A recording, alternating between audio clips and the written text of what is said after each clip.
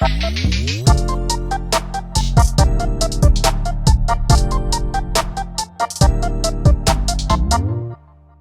Hello everyone, I hope आप सारे लोग अच्छे होंगे और आपकी IUK-JS की जो प्रिपरेशन है वो काफ़ी अच्छी चल रही होगी। आपका 2 महीने बाद लगभग एग्जाम होना है, नवंबर, दिसंबर और जनवरी में आपका एग्जाम होना ही होना है।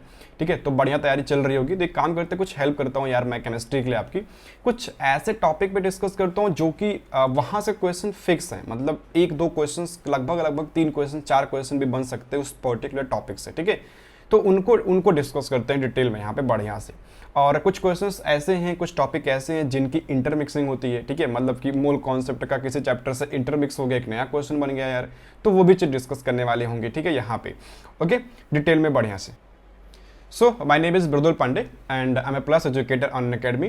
तो वहाँ पे लाइव क्लासेस जो प्लस की होती हैं, free classes, special classes and YouTube पे सारी जगह मेरी क्लासेस चलती रहती हैं, तो आप कहीं भी क्लासेस कर सकते हैं। ठीक है, बेसिकली मैं केमिस्ट्री पढ़ाता हूँ, तो उन्हीं पे डिस्कशन करना है आज कि केमिस्ट्री में कौन कौन से चैप्टर हैं जो कि IUK-JS के लिए डायरेक्टली बहुत इंपॉर्टेंट है। ठीक है, आते हैं डिस्कस करना स्टार्ट करते हैं। उससे पहले अगर आप चैनल पे नए हैं और अगर आप किसी ओलंपियाड की तैयारी कर रहे हैं, आपको करना चाहिए यार। अगर आप 8th में हैं, 9th में हैं, 10th में हैं, 11th-12th में हैं, तो किसी अगर ओलंपियाड को बनाते हो गोल ना, तो बहुत ज़्यादा बूस्ट करता है आपकी जेईई की प्रिपरेशन को, आपकी नीट की प्रिपरेशन को, क्योंकि वो एक गोल होता है ना, जो आपका छोटा गोल होता है, तो आप छोटे गोल को जल्दी अचीव कर लेते हो, तो थोड़ा ऐसा बन जाता है लाइक आपका जो जेईई होना है वो तो होना है 3-4 साल बाद, लेकिन आप उससे पहले अगर एक गोल रख लेते हो अपने पास और उस गोल के थ्रू जाते हो नेक्स्ट गोल पे, तो वो भी क्रैक होता है और जो सामने वाला गोल है उसके लिए काफ़ी हेल्प करता है यार। तो अगर आप ओलंपियाड की तैयारी नहीं कर रहे हो तो गलत कर रहे हो। मैनेज सब कुछ हो जाता है, हर एक बच्चा मैनेज करता है, स्कूल में भी अच्छे नंबर आते हैं और नेशनल लेवल पे, इंटरनेशनल लेवल पे वो इंडिया को रिप्रेजेंट भी करता है, तो मैनेज हो जाएगा। अगर आप किसी भी ओलंपियाड की तैयारी करना चाहते हैं तो नीचे कमेंट में जाओ, आप बताओ कि सर मुझे इस ओलंपियाड की तैयारी करनी है, पूरी हेल्प करेंगे और उस ओलंपियाड को क्रैक भी करेंगे। ठीक है, चलो आते हैं इंपॉर्टेंट चैप्टर को डिस्कस करना स्टार्ट करते हैं। तो मोस्ट इंपॉर्टेंट चैप्टर है मूल कॉन्सेप्ट। सबसे ज़्यादा अगर चैप्टर इंपॉर्टेंट है यार तो मूल कॉन्सेप्ट इंपॉर्टेंट है, लेकिन मूल कॉन्सेप्ट उतना ही नहीं जितना आपके यहाँ 9th में है, बिल्कुल नहीं, 9th के इतना नहीं है। 9th में आपके यहाँ 3 पेज में मूल कॉन्सेप्ट कवर हो गया है, लेकिन मूल कॉन्सेप्ट इतना नहीं है। मूल कॉन्सेप्ट में बहुत सारी चीज़ें हैं, जैसे कि आपके यहाँ लिमिटिंग रिएजेंट नहीं है, आपके 9th में लिमिटिंग रिएजेंट कोई बात ही नहीं किया हुआ है। ठीक है, लिमिटिंग रिएजेंट एक टॉपिक आता है, लिमिटिंग रिएजेंट बहुत इंपॉर्टेंट है। ठीक है, लिमिटिंग रिएजेंट एंड एक टॉपिक बेटा आपके यहाँ आता है स्टोक्योमेट्री, शायद आपको वो भी नहीं पता होगा। ठीक है, stoichiometry basically it is based on the, जैसे आप पढ़ते हो ना यूनिटरी मेथड लगाते हो, तो भाई स्टोक्योमेट्री और कुछ भी नहीं है। ठीक है,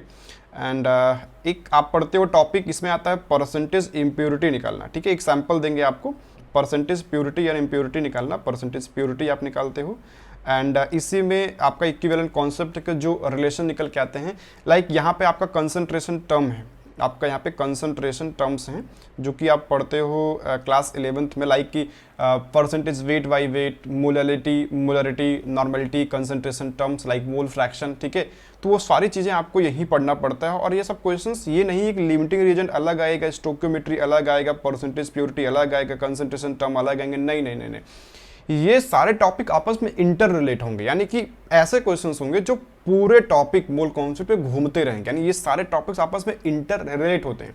यानी कि पढ़ने का सबसे अच्छा तरीका ये, पहले इसको इंडिविजुअल अलग पढ़ो, अलग पढ़ो, अलग पढ़ो, अलग पढ़ो, फिर इनको इकट्ठा करो और इन पे क्वेश्चंस करना स्टार्ट करो, क्योंकि आपस में इंटर रिलेट होते हैं। तो क्वेश्चन भी वैसे बनता है यार कि इनको आपस में हम लोग रिलेट करते हैं। माइक चल रहा है, ओके, डर लगता है ना रिकॉर्डिंग करते टाइम आपका माइक ही नहीं चल रहा है तो फिर बुरा हो जाता है आपके साथ। ठीक है, लाइक की मेहनत खराब हो जाती है ना। ओके, डर था, ओके, काम कर रहा है। चलो, तो ये हो गया मूल कॉन्सेप्ट की बातें। ठीक है, मूल कॉन्सेप्ट इतना क्वेश्चन बनता है, अभी डिस्कस करेंगे, मूल कॉन्सेप्ट फिर से आने वाले हैं। सेकंड है इक्विवेलेंट कॉन्सेप्ट एंड रेडॉक्स। तो ये इक्विवेलेंट कॉन्सेप्ट 11th का ही चैप्टर है खासकर, एंड रेडॉक्स भी 11th का चैप्टर है, 11th के सेकंड वॉल्यूम में एनसीईआरटी के दिया हुआ है। तो ये भी चैप्टर कहीं ना कहीं मूल कॉन्सेप्ट से ही बिलोंग करता है, लेकिन कुछ चीज़ें हैं जो कि एकदम अलग हैं इक्विवेलेंट कॉन्सेप्ट की। यहीं से वॉल्यूमेट्रिक एनालिसिस एक चैप्टर उत्पन्न होता है। ठीक है, आता है वो भी एक्चुअली क्वेश्चंस अगर मैं बताऊँ ना कहाँ से बनते हैं, तो वॉल्यूमेट्रिक एनालिसिस एक चैप्टर है, आप नाम शायद नहीं सुने होंगे, वॉल्यूमेट्रिक एनालिसिस। वहाँ से क्वेश्चंस बहुत, मतलब बेसिकली उसका नाम ही है, एक बुक है नीरज कुमार, वहाँ पे क्वेश्चंस बहुत हैं, वहाँ से आप सॉल्व कर सकते हो, क्योंकि डायरेक्ट क्वेश्चंस बहुत वहाँ से बनते हुए हैं। ठीक है, चलो आते हैं एक चैप्टर और है रेडॉक्स, क्योंकि रेडॉक्स अगर आपको इक्विवेलेंट कॉन्सेप्ट करना है तो आपको रेडॉक्स आना चाहिए। बिना इक्विवेलेंट कॉन्सेप्ट, बिना रेडॉक्स के आपको इक्विवेलेंट हो ही नहीं पाएगा। यहाँ पे आप एन फैक्टर निकालते हो, एन फैक्टर बहुत इंपॉर्टेंट है, तो बिना आप एन फैक्टर के इक्विवेलेंट कॉन्सेप्ट तो नहीं पढ़ पाओगे। और यहाँ से क्वेश्चंस मोल कॉन्सेप्ट में, इक्विवेलेंट कॉन्सेप्ट में डायरेक्ट रिलेशन है, दोनों चैप्टर्स आपस में मिक्स किए जाते हैं और फिर एक नया क्वेश्चन बनता है, तो जानते रहना। और रेडॉक्स भी, तीनों आपस में मिक्स होते हैं। चलो आते हैं नेक्स्ट पे, ionic and chemical equilibrium as well as titration. तो टाइट्रेशन क्या है ना, कि जब हम लोग मोल कॉन्सेप्ट को, इक्विवेलेंट कॉन्सेप्ट को और रेडॉक्स को मिक्स करते हैं तो एक टॉपिक बनता है that is called edge titration. उसके पहले हमें टाइट्रेशन, क्योंकि एसिड और बेस के बीच में होता है, एसिड और बेस के बीच में होता है, सॉल्ट वगैरह बनता है, तो वो चीज़ हम लोग सीखते हैं आयनिक इक्विलिब्रियम में। आयनिक पूरा नहीं आता आपके यहाँ, सिर्फ एसिड और बेस आप सीखते हो, एसिड और बेस का सॉल्ट का पीएच निकालना, पीएच बहुत इंपॉर्टेंट है। आप पीएच वगैरह निकालते हो आयनिक इक्विलिब्रियम में और फिर आप इसको आगे बढ़ते हो। तो ये चैप्टर भी काफ़ी इंपॉर्टेंट है, ionic equilibrium as well as उसमें एक टॉपिक आता है रेडॉक्स, सॉरी टाइट्रेशन। टाइट्रेशन ही वॉल्यूमेट्रिक एनालिसिस है, मैं कई बार बोल रहा हूँ वॉल्यूमेट्रिक एनालिसिस बहुत इंपॉर्टेंट है। Fourth one is Le Chatelier's principle. Le Chatelier's principle direct एक मैंने टॉपिक ही बता दिया हुआ है, इस पर एक दो क्वेश्चन आते रहते हैं, एक क्वेश्चन फिक्स होता है। केमिकल इक्विलिब्रियम का एक टॉपिक है और ये क्वेश्चन यहाँ से फिक्स है, मतलब जहाँ तक मुझे लगता है एक चैप्टर यहाँ से फिक्स है। एंड थर्मोडायनेमिक्स एक चैप्टर, बेटा ये थर्मोडायनेमिक्स आप पढ़ते हो क्लास 11th की बुक में है, फिजिकल केमिस्ट्री में थर्मोडायनेमिक्स, वहाँ पे एक चैप्टर होता है, एक टॉपिक है हेस लॉ। हेस लॉ पे क्वेश्चंस बनेंगे, मतलब बने हुए हैं और कई बार बने हुए हैं, मुझे लगता है कि यहाँ से क्वेश्चन पूछे जाएंगे। खासकर केमिकल काइनेटिक्स पे भी क्वेश्चन, मैंने यहाँ पे दिया तो नहीं है टॉपिक, लेकिन काइनेटिक्स में भी आपके यहाँ क्वेश्चंस आता जरूर है काइनेटिक्स में, यानी काइनेटिक्स पढ़ना पड़ेगा। और केमिकल इक्विलिब्रियम में भी आपको इक्वेशन जो होता है ना, लाइक यार मतलब कि मैंने लिखा हुआ कि N2 लिखा, मैंने H2 लिखा, ठीक है, मैंने H2 लिखा, 3H2 में से लिखता हूँ मैं, कि लाइक हमने लिखा N2 लिखा और प्लस H2 लिखा एंड हमने लिखा यहाँ पे 2NH3 लिखा, इसको तुम एरो लगा लो, ये कुछ ऐसे होता है एंड इसको तुम वैलेंस करोगे, ठीक है, ये वैलेंस हो गया, सॉरी ये हुआ वैलेंस। तो इसका हम लोग KC और KP का एक्सप्रेशन आपके यहाँ आता है, ठीक है, ये होता है कुछ NH3 का यानी कि मोलर कंसंट्रेशन ऑफ NH3 का पावर 2 अपॉन में कंसंट्रेशन ऑफ N2, इसका स्टोइकियोमेट्री 1 है तो पावर नहीं जाएगा, और मोलर कंसंट्रेशन ऑफ H2 का पावर कितना जाएगा 3। तो ये कई बार NTS में पूछा गया, खासकर शायद इसी साल पूछा गया था, मतलब कि NSEJS में, ठीक है, ओके। तो ये भी इंपॉर्टेंट है, केमिकल इक्विलिब्रियम में है जहाँ पे ये होता है। ऐसा तो काफ़ी चीज़ें यार इंपॉर्टेंट हैं। सेकेंड एंड लास्ट है मोल कॉन्सेप्ट, एकदम लास्ट है आपका मोल कॉन्सेप्ट और बहुत इंपॉर्टेंट है। लाइक मोल कॉन्सेप्ट का डायरेक्ट जो रिलेशन है वो ये है यार कि क्योंकि केमिस्ट्री है और केमिस्ट्री में क्वेश्चंस जो होते हैं वो कि थोड़े से प्रैक्टिकल आते हैं। लाइक कि एक लड़की थी रिया, ठीक है, और वो लैब में गई, ऐसा कुछ स्टार्ट करते हैं कि लड़की थी वो, मतलब एक कोई था और वो लैब में गया और लैब में इस पर्टिकुलर कंपाउंड को इस पर्टिकुलर कंपाउंड से मिलाया एंड उसमें एक पर्टिकुलर सब्सटेंस बना, प्रेसिपिटेट बना, कलर बना एंड ऑल जो भी आप रीजन बोल देंगे कि सफोकेटिंग स्मेल है, इरिटेटिंग स्मेल है एंड पंजेंट स्मेल है, रॉटन एग लाइक स्मेल होता है, तो अच्छा कलरलेस गैस है, ऑर्डरलेस गैस है, तो वो आप सीखते हो सॉल्ट एनालिसिस में, यानी कि किसी सब्सटेंस का जो सॉल्ट होते हैं उनके कलर, उनका कलर टेस्ट, पर्टिकुलर चीज़ें आप पढ़ते हो सॉल्ट एनालिसिस में। क्योंकि सॉल्ट एनालिसिस जो है ना वो कहीं ना कहीं कंबाइन है, मतलब मैं बोल रहा हूँ काफ़ी टाइम से ना कि ये चैप्टर्स आपस में इंटर रिलेट है, खासकर ये chapter mole concept, equivalent concept, redox and ionic equilibrium and titration, volumetric analysis एक चैप्टर बनता है जहाँ से 3-4 क्वेश्चंस आते हैं यार। तो इनको तो कंप्लीट करना है आपको कैसे भी करके। नया बैच स्टार्ट किया हूँ मैं, नीचे आपको लिंक मिल जाएगा, उसमें सब चीज़ें डिस्कस कर भी रहा हूँ, अब करना है तो आप नीचे उसको ज्वाइन भी कर सकते हैं, ठीक है। बाकी मैंने डिस्कस किया ना, क्या देखो चैप्टर स्कूल मिला के आप क्या एक मान के चलो कि मोल कॉन्सेप्ट हो गया, ठीक है, आपके यहाँ एक हो गया मोल कॉन्सेप्ट हो गया। मोल कॉन्सेप्ट से ही इंटर रिलेट होता है इक्विवेलेंट कॉन्सेप्ट, ठीक है, इक्विवेलेंट कॉन्सेप्ट। फिर क्योंकि यहाँ से बनता है आपका रेडॉक्स, ठीक है, यहाँ से बनेगा आपका रेडॉक्स। फिर यही आपस में टॉपिक बेटा होता है, एक होता है आयनिक इक्विलिब्रियम होता है, ठीक है, आयनिक इक्विलिब्रियम। आयनिक में आप सीखते क्या हो, बेसिकली एसिड बेसिस सॉल्ट सीखते हो और कुछ नहीं, पीएच सीखते हो, यहाँ पे पीएच सीखते हो, इंडिकेटर सीखते हो, पीएच सीखते हो, इंडिकेटर सीखते हो। फिर आप यहाँ पे आगे चलते हो और सीखते हो टाइट्रेशन, इसी को हम लोग बोलते हैं वॉल्यूमेट्रिक एनालिसिस, टाइट्रेशन बोलते हैं इसको, ठीक है, वॉल्यूमेट्रिक एनालिसिस एंड टाइट्रेशन। तो ये टॉपिक्स आपस में इंटर रिलेट होते हैं, यानी कि आपको यहाँ से चलना है, यहाँ से फिर इसको पढ़ लेना है, फिर आगे चल के खत्म करना है। तो मैक्सिमम क्वेश्चन यहाँ से बन जाते हैं यार, ये इतने टॉपिक्स हैं। फिर एक जो इम्पोर्टेंट चैप्टर और है वो है आपका पीरियोडिक क्लासिफिकेशन ऑफ एलिमेंट्स, वहाँ से क्वेश्चंस बनेंगे, ठीक है। तो जो हमारा नेक्स्ट टॉपिक होगा वो है पीरियोडिक क्लासिफिकेशन ऑफ एलिमेंट्स, यहाँ से क्वेश्चन भी बने हुए हैं, periodic classification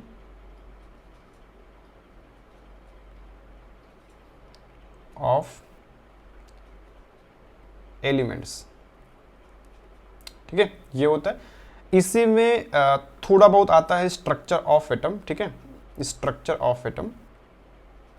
structure of atom में अब आपको बहुत डिटेल नहीं पढ़ना है, स्ट्रक्चर ऑफ एटम आपको लास्ट वाली चीज़ें हैं, लाइक कि इलेक्ट्रॉनिक कॉन्फ़िगरेशन हो गया, पैरामैग्नेटिज्म हो गया, डायमैग्नेटिज्म हो गया, एंड अनपेड इलेक्ट्रॉन हो गया। खासकर बहुत इनके यहाँ एक टॉपिक है क्वांटम नंबर, क्वांटम नंबर से क्वेश्चन बहुत पूछते हैं ये लोग, क्वांटम नंबर से बहुत, पता नहीं क्या उनका मतलब है, कभी कभी क्वांटम नंबर से क्वेश्चन ये लोग पूछते हैं। बाकी बेसिक चीज़ें इलेक्ट्रॉन, प्रोटॉन, न्यूट्रॉन का जो पूरा डिटेल में आपको आना चाहिए, अल्फा रे, बीटा रे, गामा रे, कुछ रेडियो एक्टिविटी कभी कभी पूछ लेते हैं। इसके बाद केमिकल बॉन्डिंग, आपको बॉन्डिंग भी आना चाहिए, बेसिक बॉन्डिंग, ठीक है, केमिकल बॉन्डिंग। केमिकल बॉन्डिंग कभी भी हाइब्रिडाइजेशन वगैरह पे तो नहीं गए हैं, शेप वगैरह पे, लेकिन केमिकल बॉन्डिंग खासकर solubility, lattice energy, solvation energy, ये सब चीज़ें आपको बॉन्डिंग में आना चाहिए। आयनिक कंपाउंड का मतलब आयनिक कंपाउंड जो होते हैं उनके कैरेक्टर्स वो बनते कैसे हैं, उनकी प्रॉपर्टीज़ क्या होती हैं, ऐसे ही आपका कोवेलेंट कंपाउंड बनते कैसे, उनके प्रॉपर्टीज़, उनके कैरेक्टर्स एंड जो भी उनकी चीज़ें आती हैं। और खासकर एक चीज़ आता है ना कि acidic order and basic order, ये बहुत इंपॉर्टेंट है, ये भी आता रहता है। थर्मल स्टेबिलिटी, कुछ टॉपिक्स हैं जो कि मैं डिस्कस करूंगा धीरे धीरे यहाँ पे, ठीक है, उनको करवाऊंगा, क्योंकि वो आपका डायरेक्ट तो नहीं आ सकता है क्वेश्चंस, मतलब कि मतलब काफ़ी टाइम तो नहीं आया है, लेकिन डायरेक्ट कभी कभी क्वेश्चन आपसे पूछ सकते हैं। तो आई थिंक इतने टॉपिक थे। पॉलीमर भी याद रखो, polymer one of the most important topic, polymer. And आगे चलते डिस्कस करते एक लास्ट टॉपिक पे, वो है हमारा ऑर्गेनिक केमिस्ट्री, ठीक है। तो लास्ट है ऑर्गेनिक केमिस्ट्री। तो बच्चे सोचते हैं कि सर ऑर्गेनिक केमिस्ट्री सब कुछ आता है, तो मैं बताऊंगा कि ऑर्गेनिक केमिस्ट्री में कुछ नहीं आता हुआ है। ऑर्गेनिक केमिस्ट्री में आपको करना क्या है, ध्यान से देखो यहाँ पे। ऑर्गेनिक केमिस्ट्री में बेटा आपको पहला पढ़ना है IUPAC नॉमेनक्लेचर। देखो बेसिक तो आपको कार्बन एंड कंपाउंड पढ़ना है, क्लास 10 तक कार्बन एंड कंपाउंड वो पढ़ लेना है। उसी में IUPAC काफ़ी डिटेल में पढ़ लेना, ठीक है। आता तो बेसिक है लेकिन पढ़ लेना काफ़ी डिटेल में, मतलब एकदम PhD नहीं करनी है, लेकिन हाँ लाइक कि रिंग वाले नॉमेनक्लेचर वगैरह सीख जाना है कि बेंजीन क्या होता है, बेंजीन पे फिनॉल क्या होता है, बेंजल्डिहाइड क्या होते हैं, ठीक है, बेंजोइक एसिड क्या होता है, एनिलीन क्या होता है, वो सारी चीज़ें आप सीख जाना।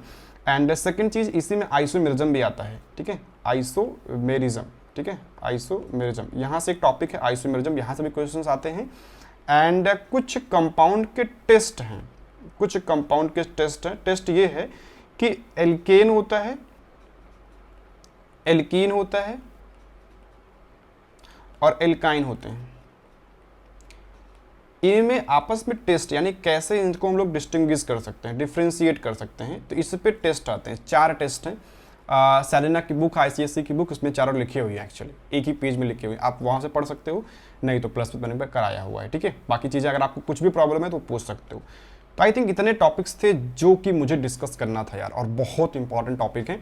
जहाँ भी कुछ प्रॉब्लम होती है आप चीज़ें पूछ सकते हो, या इसके अलावा भी आपको लगता है कि सर ये भी इस साल में आया था, क्या ये इंपॉर्टेंट है, आप कमेंट करो, मैं पूरे कमेंट की रिप्लाई दूंगा। और जो भी हेल्प हो पाएगी मेरे से, आप टेलीग्राम का ग्रुप ज्वाइन करो, टेलीग्राम पे चैनल है वहाँ पे ज्वाइन करो, वहाँ पे मटेरियल्स मैं फ्री प्रोवाइड करता हूँ, पूरे के पूरे मटेरियल्स मेरे फ्री हैं, ठीक है। इसका एक ट्रैकर भी है, आप ट्रैकर भी ले सकते हो, और आप पर्सनली भी कनेक्ट हो सकते हो, आप मेरे से बातचीत कर सकते हो Instagram as well as Telegram, ठीक है। आपका लिंक दिया होगा नीचे, आप वहाँ से कनेक्ट होकर अपनी सारी चीज़ें पूछ सकते हो, ठीक है।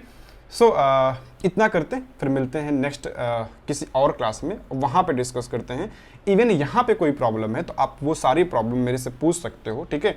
नीचे कमेंट में जाओ, आराम से जो पूछना है तुम वो पूछो मेरे से, ठीक है। चलो इतना करते हैं और फिर मिलते हैं किसी अलग क्लास में, तब तक के लिए बाय बाय। बाकी सब्सक्राइब जरूर करो यार, अगर आपने सब्सक्राइब नहीं किया हो तो do it right now, like करो और शेयर तो बिल्कुल करो, ठीक है। उन बच्चों पे उन बच्चों के साथ जो कि अभी मान लो कि तुम 10th में पहुंच चुके हो, तुम इसको देख रहे हो, तो जो बच्चे अभी 8th में है, 7th में है, 6th में है, उनको भी ओलंपियाड देने के लिए बोलो कि यार वो भी तुम ओलंपियाड में आओ। ओलंपियाड देने का बहुत बेनिफिट है यार, मतलब मैंने ऐसे ऐसे बच्चे देखे जो ओलंपियाड दिए हैं, हुआ नहीं है या हुआ है, लेकिन उनकी जो ऑल इंडिया रैंक है जेई में या नीट में, जो उनकी ऑल इंडिया रैंक है वो बहुत अच्छी आती है। तो अगर आपको ऐसा लगता है कि मेरे थ्रू किसी का अच्छा हो जाए, यानी कि मेरा काम अच्छा हो जाए, तो आप भी ओलंपियाड की तैयारी करो और उनको आप बताओ, उनको अवेयर करो कि यार तुम भी ओलंपियाड की तैयारी करो, बेनिफिट बहुत है, लॉन्ग टर्म में बेनिफिट है, शॉर्ट टर्म में बेनिफिट, लेकिन बेनिफिट बहुत है। ठीक है, चलो, नॉलेज कभी भी खराब नहीं जाता, एक कहावत है। ठीक है, चलो, ओके, बाय बाय।